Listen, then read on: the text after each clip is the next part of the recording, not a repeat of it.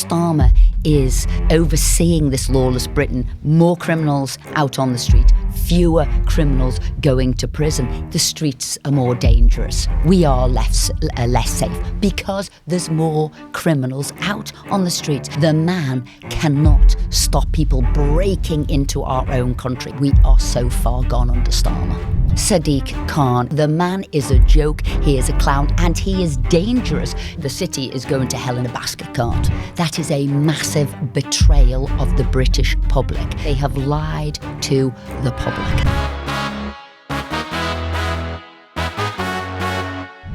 Hello and welcome to the Daily Expresso. I'm Steph Sparrow and I'm thrilled to be in the studio once again with our very own Westminster Whisperer, Tory MP Esther McVey. Parliament is in recess, but we are facing Starmer's lawless Britain. Cities across the country are at flashpoint. And what we've got is, and I will say, welcome to Starmer's Britain, where criminals can run about the street looting, mugging, stealing, stabbing, punching, and the lawful people are hiding and cowering. And why I say that, just look at what has happened in Clapham this week. Like I say, but it's happening at other parts of the country. You had the law-abiding shoppers, families, the elderly, couples, whatever, barricaded in shops in fear of their lives, while you had the criminals stealing all they possibly could. I mean, how ironic is that? The law-abiding citizen is locked up and those criminals are running through the streets and they are ruling the streets because they are getting away literally with murder. They are getting away with this complete impunity to their actions, and they are laughing at absolutely everyone, the police and authority. We've seen London Mayor Sir Sadiq Khan celebrating the Lee Kuan Yew Prize for free school meals and fresh, clean air. Yeah, so this is happening in his cities. You've got, law falling apart, as it were, and you've got crime surging, and he is pretending somehow or other that he is now overseeing one of the greatest cities in the world, and he's not. The man is gaslighting the public, because I've got some of what's going on in London. So here's what's happening. Knife crime under Sadiq Khan has gone up 62% in the year. Sex offences up 11% last year, but 63% since 2016. Shoplifting up 38% from the previous year, and theft from the person that is stealing your phone, your bag, your purse, whatever it is, has tripled since Sadiq Khan came into office. The man is a joke, he is a clown, and he is dangerous because he walks about, drives about London pretending everything is wonderful. No, under his leadership, we're not. The city is going to hell in a basket cart. It does feel that there's absolutely no respect for authority or for our criminal justice system. No, because, you think those kids who felt they could just steal from shops. They obviously think they're not going to be detected. There aren't going to be police around to spot what's going on. They think when they have maybe been detected, well, they're not going to go to court anymore. Then they're not going to be sent to prison anymore because of the changes that Starmer has done. Basically, he is dismantling the whole of the judicial system. He is ripping apart sort of the British law and order system. And let me give you some really stark figures here. So in the weeks after Labour came to power, 1,750 prisoners were let out early under their release scheme. They were popping champagne, they were celebrating. And nearly 50,000 prisoners released early under that scheme since September 2024 to September 2025. So it's 2,500 roughly criminals back on the street every month. So you shouldn't be surprised when we are saying the streets are more dangerous. We are less safe because there's more criminals out on the streets. Now, it's not just that he's done, and that's 50,000. Now, if I put that into context, prisons in England and Wales only hold about 90,000. So he's let out 50,000. That's over 50% of them. But not just content on that, turfing out criminals onto the street. He also brought in a new Sentencing Act. Now, that only just came into being as it was last week. And in that instance, should you have been done for a crime that would have usually gone to prison for a year or less, you will no longer now be going to prison. You'll get a suspended sentence. And this is serious stuff. This can be, attacking sort of frontline workers. This can be for carrying knives or stabbing people. This can be sexual offences. They are out on the streets. But the thing for me that shows where the government's ethos and thinking is with words from Lord James Timpson, who's the prison minister. Mm-hmm. He said that a third of all prisoners shouldn't be locked up. He's saying only a third should be locked up. That's 2/3 are out on the street. Now, I say to you, if it's 2/3 out on the street, I say you choose which of those who are locked up, murderers, rapists, killers, whatever it is, people who've committed serious fraud, which of those are going out on the street? And that's why I say Starmer is overseeing this lawless Britain. More criminals out on the street, fewer criminals going to prison. It is a problem. And I will tell you, back in 2012, I remember meeting Starmer when he was the DPP. And I wanted to see him because I was working with a group from Liverpool. You know them, actually, Steph, Families Fighting for Justice. And these are people who've lost their sons, their daughters to horrific crime. These are people, dads, brothers, sisters, all of whom lost, they've been murdered in one way or another. And sometimes it was through gangs on the streets. And I went to see him to say, well, what about joint enterprise? What are we going to do? Because if they collude together and don't say we did it as a gang or who the person was individually, they would all be let off.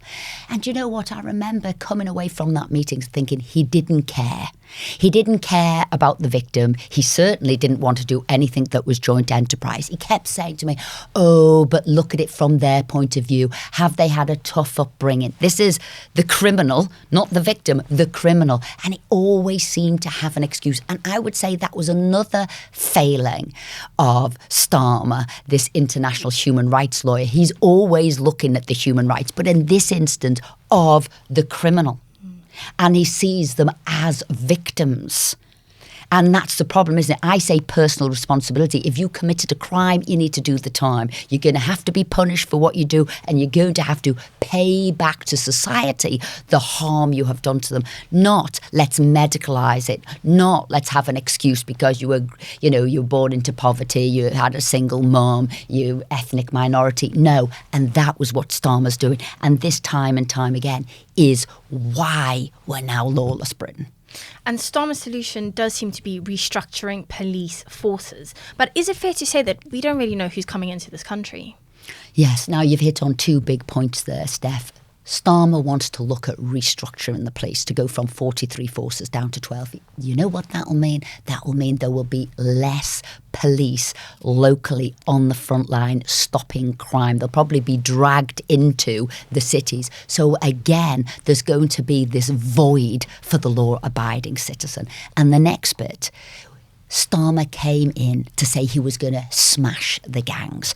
Starmer came in going to say he was going to stop this illegality. The man cannot stop people breaking into our own country. He has not done anything like that. And we have let in, last week alone, 1,000 people. It's 70,000 more since Starmer came into office. And we do not know anything about those people. We don't know if they're criminals. We don't know what culture they're from, what they'd expect, what rules they live by in their own country. And they are roaming free in our country. And that's another level of Starmer's lawless Britain. And here's a really awful example of what some of those people might get up to when they arrive. Asylum seeker and Afghan national Ahmed Mulakil abducted and raped a 13-year-old girl.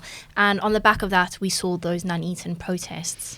And we have seen these sexual crimes, these rapes, these murders happening. You've got the start of the Pink Ladies who say, we want to protect our daughters. We want to protect what's going on. And we are not. You have let the fox in the chicken coop. We have let dangerous people into our country who are now violating our children. He should be, not Starmer, who's thinking, oh, they're a victim. They've travelled from another side of the world. Of course they should come in here. He is not thinking of the victims here, those young girls who have been raped. He is not thinking about them. You know, the other Sudanese guy who came in, Majek, and a woman was showing him kindness. She was in charge of the asylum hotel that he was staying at, and he stabbed her to death. We've got so many examples of this, people coming into our country. Another one, a Kurdish guy, Mehmet Ogar, only been in the country a couple of weeks and he raped a young girl. Starmer has got all his priorities out of sync. He sees those who've coming from war-torn countries, they're a victim, maybe a bigger victim, but he's not looking after his own citizens, the vulnerable people in our country. And that's why I say he is dismantling our justice system. He is destroying what I would have held up as one of the best in the world, the British legal system, law and order in our country. And that is the first thing that a Prime Minister should be doing. Defence of the country. Defence of your citizens. Let's look after your citizens. So criminality and also defence of the realm. And that's the top priorities of a Prime Minister. It doesn't feel like we can be surprised by lawless Britain when there are so many criminals on the street and nothing's happening to him. No repercussions. No, you need to get building more prisons. So you need to build more prisons. You have to have zero tolerance. You need to be locked up. You need to be shown this is not possible. And if anything now, because we have gone to such a stage, we have gone past the point of acceptability, way past it, that I don't know now, and I don't know what necessarily our viewers would think, are we going to have to hold parents to account? When you see that footage of kids in Clapham and you see them, and it's, you know, in Clapham, 99% pretty much sort of black children there, what are their parents doing? I don't believe their parents think that's acceptable. What are they doing? What are the schools doing? What are the police doing? But it has to start with the parents. So are we going to say the parents are now going to have to be held accountable? They are going to have to be fined. They are going to have to, I'm afraid, take responsibility, and that could mean paying the price of their children's action. We are so far gone under Starmer. Let us know what you think in the comments. Should parents be held accountable? And please do hit the like, share, subscribe and hype button. Now, Donald Trump's been in the news. He gave a primetime address to the Americans and to the world about the Iran crisis. Who is the better leader, Trump or Starmer? Well, we know Trump is bold, brash. He's a businessman. He's unashamedly a pro-American and the nation straight. He's unpredictable, that's for sure. He has many failings, we know that. However, if you want to say how much he's getting right and how much he's getting wrong, he's getting more right than wrong, right? Starmer, on the other hand, I'd say is dithering. I'd say he was deluded. I'd say he's weak. He's a cowering internationalist. He's always under the misapprehension that another summit, some other international agreement is going to solve the day when it's not. They're holding another one now, virtually with Yvette Cooper on the Straits of Hormuz. So I'd say he, as a rule of thumb, gets more wrong. So rule of thumb, Trump gets more right, Starmer gets a lot wrong. And I think he did subtly take aim at Starmer, certainly his allies. In that address, he urged them to build up some delayed courage and reopen the route. He also said his allies should have done it earlier. Go to the Straits and just take it, protect it, use it for yourselves. And really, he is furious with Starmer. Starmer was trying to ride two horses. He was dithering, and then he did a U-turn. So if we remember, at the very start of this Middle East conflict, the 28th of February, Trump asked for use of British bases, the Chagos Islands and also in Gloucestershire, and he dithered and delayed. And it wasn't like that he'd only known for a couple of days, Starmer. He'd known for a month, right? And he didn't know what he was going to do. He wasn't going to do it. And then 48 hours later, Starmer said, yes, you can have use, right?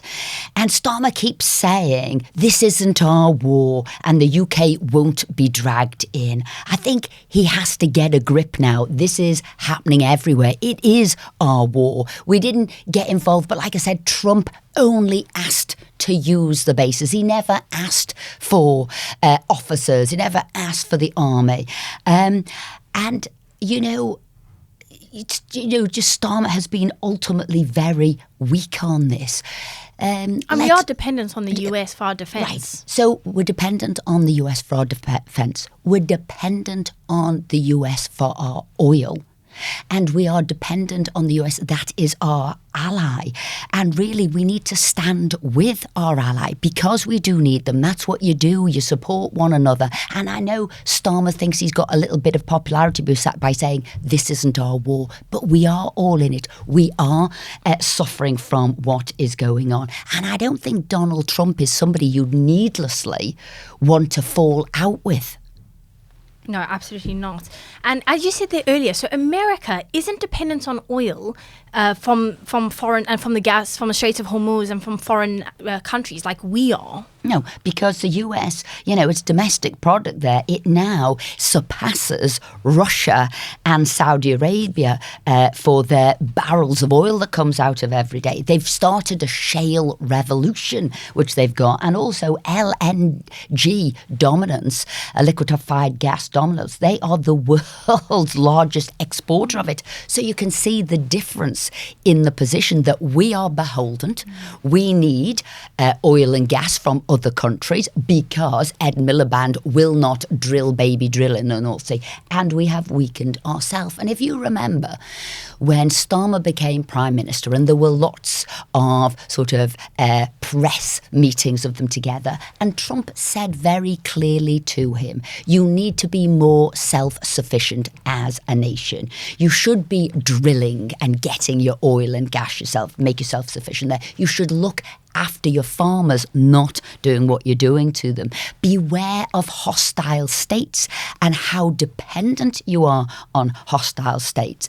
And you need to pay more towards your defence. We're in very dangerous times. We've had very recent crises that should have raised alarm bells for the UK's lack of self-sufficiency. And you're right there, Steph, because we had lockdown and we already had the Russia-Ukraine war, and we saw how vulnerable we were to global supply chains. We saw the price of oil and gas go through the roof. We saw how we couldn't get goods coming into this country. So much at the time, I remember the last government then doing what would be a supply chain check. How vulnerable are we?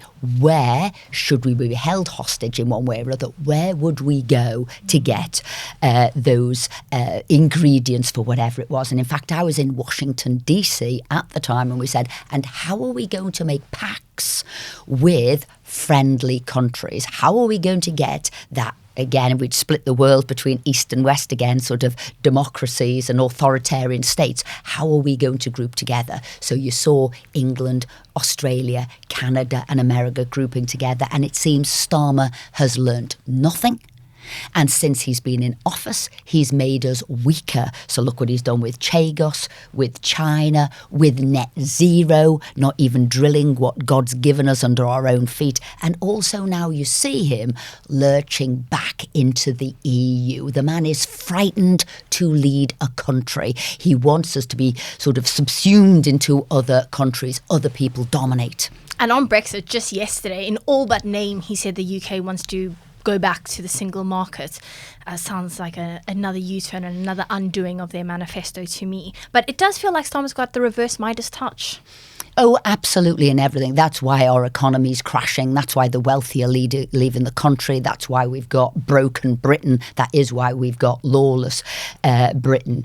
The man is, I would call it a cabinet of clowns, because they are not running our country at all. In fact, they're running it into the deck. I would say Starmer's been pretty much wrong on everything from wokery to our economy. The only thing I will say, and I would say this to Trump, though, as a warning, these threats to come out of NATO and we don't need it, I think that would be foolish, and I would call that a Trump mistake. And I think Starmer does have to look at how he's doing more for the defence, because basically, again, he's kidded us all. He's not putting that money into it, and he needs to. And like you said, over Brexit, that is a massive betrayal of the British public. They said Of more than 17 million people. Yeah, they have said, all their cabinet members, no, we are not rejoining the single market. We are not joining the customs union. And what are they doing? So again, they have lied to the public. We can say it plain and clear now, lied to the public.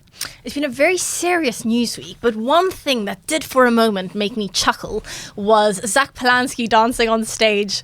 I laugh. I mean, I just thought, what a buffoon. I thought to myself, who on earth can be voting for Green? What is it people are saying? Do they, because it is a party that is anti-British, has got this this hatred of British and like real self-loathing. It's a joined up of a far-left Marxist and Islamist. And I'm thinking to myself, what on earth? Gyrating on stage with men sort of in leather, drag queens on stage on leather. And I'm thinking to myself, how is this coalition with his Islamists going to work? And where is his deputy leader, Mohsin Ali? Well, he wouldn't want to be seen on stage with that. His culture, his beliefs is not that. And that all happened at the Together Alliance, which is supposed to be a coming together against the far right. Yeah, well, far right, but I would say on everything they were doing far wrong. It was an unusual sort of collection of trade unions, Muslim groups, I'll call them smug celebrities, and they promised to get rid of far right extremism, violence or what have you. And at that, there was no mention of the two Jews who had been murdered in Manchester. There was no mention of the 4 ambulances being set alight in Golders Green. So they've got this, the far left is nice and cuddly and we're pretending we're all about the environment, but they're not. They are a dysfunctional group. And as I said, this alliance between Islamists and Marxists cannot work. They fundamentally do not sit together as bedfellows. So it always makes me laugh when it's sort of Greens for gays or Greens for LGBT. It is not possible. These are people who would throw you off the top of a building if you were, which we have seen. So this does not work at all.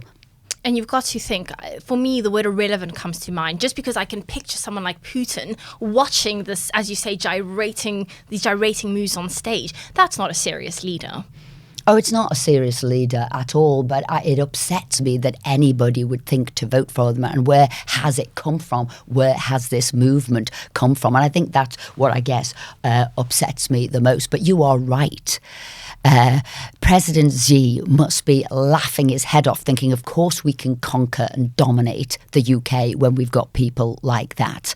Putin is laughing, thinking we can dominate people like that. And that's why I say these people just want to not stand up for the rights of the British people, not stand up for our country. That's why I call them, they're anti-British, British hating, because they would happily see us taken over by our enemies as they dance in the street like laughing idiots. Well, thank you so much, Esther. That's all we have time for today. And thank you so much to you at home. Please do like, share, subscribe, and hit the hype button. We'll be back tomorrow.